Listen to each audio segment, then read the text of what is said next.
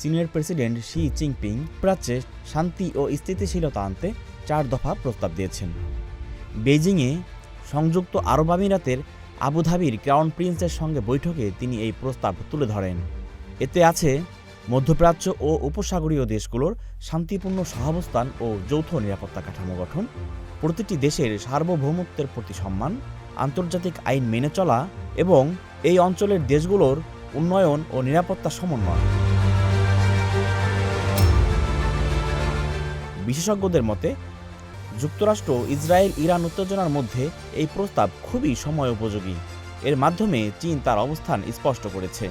একই সঙ্গে চীনের প্রেসিডেন্টের এই বক্তব্য উপসাগরীয় দেশগুলোর উদ্বেগের যথাযথ জবাব দিতে পেরেছে। তিনি সমস্যার সামরিক সমাধানের বদলে সংলাপ ও সহযোগিতার উপর জোর দেন, যা সরাসরি যুক্তরাষ্ট্রের অবস্থানের বিপরীত। যুক্তরাষ্ট্র বরাবরই এই অঞ্চলে যুদ্ধ ও অস্থিরতা রপ্তানিতে ব্যস্ত, যা মধ্যপ্রাচ্যে এবং প্রতিবেশী দেশগুলোর স্বার্থবিরুদ্ধ।